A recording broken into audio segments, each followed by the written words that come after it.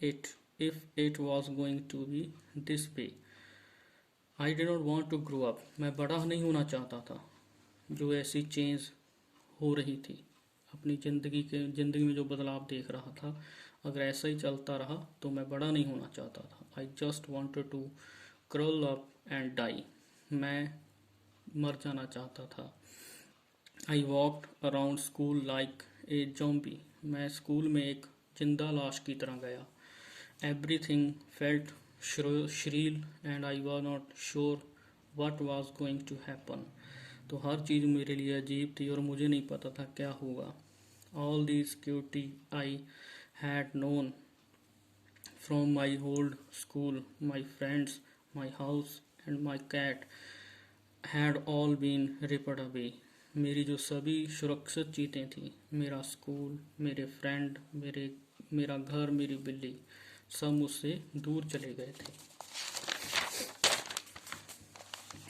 When I walked through what used to be my house after school that day, when I walked, मैं चला गया through what used to be my house after school that day, school के time के बाद मैं अपने घर की तरफ चला गया। I was shocked to see how much damage there was। तो मैं हैरान हुआ ये देख के कि कितना नुकसान हुआ है। Whatever had not burned was destroyed by the water and chemical that they had used to put out the fire। तो जो चीज़ बच गई थी वो पानी और केमिकल्स जो उन्होंने आग बुझाने के लिए यूज़ किए थे उनसे खराब हो चुकी थी।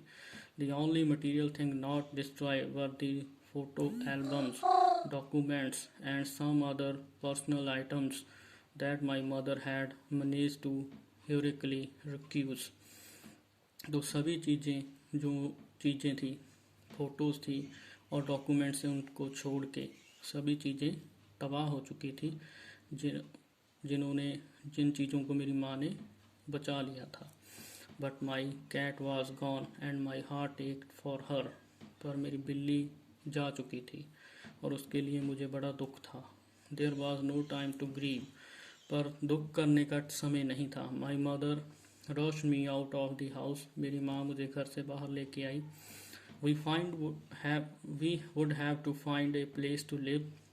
तो हमें घर ढूंढना था रहने के लिए। And I would have to go buy some clothes for school. और स्कूल जाने के लिए कुछ कपड़े भी खरीदने थे।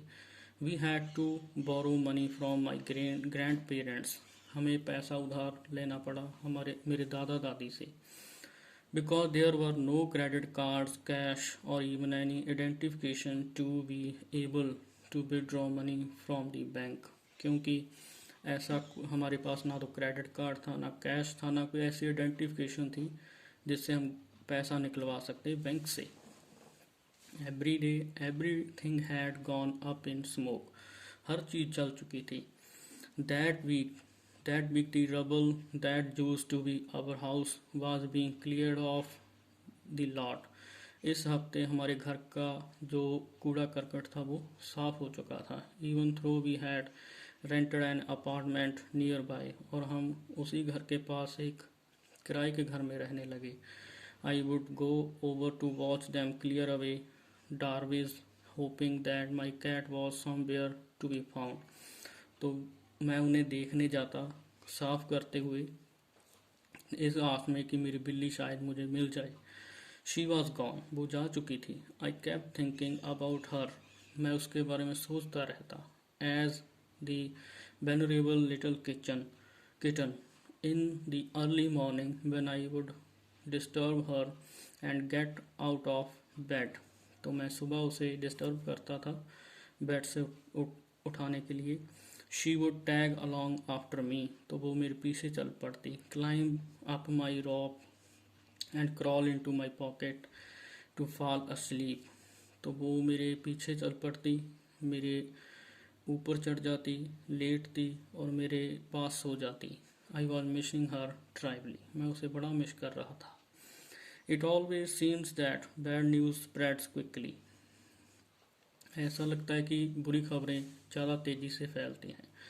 And in my case it was no different. और मेरे केस में भी ये अलग नहीं था। Everyone in high school, including the teachers, was aware of my plight. हर कोई टीचर भी मेरे दुख के बारे में जान गए थे. I was embarrassed as if somehow I was responsible. मैं बड़ा दुखी था कि मैं बहुत इसका रिस्पॉन्सिबल हूँ. What way to start off at the new school? क्या तरीका हो सकता है नए स्कूल में शुरू करने होने का.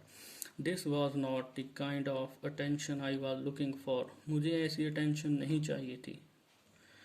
The next day at school, अगले दिन स्कूल में, people were acting even more strange than usual. अगले दिन स्कूल में हर कोई अजीब सा बिहेवियर कर रहा था. I was getting ready for gym class at my locker. मैं अब जिम क्लास के लिए तैयार हो रहा था अपने लॉकर के पास. People were milling around me. हर कोई मेरे आस पास घूम रहा था.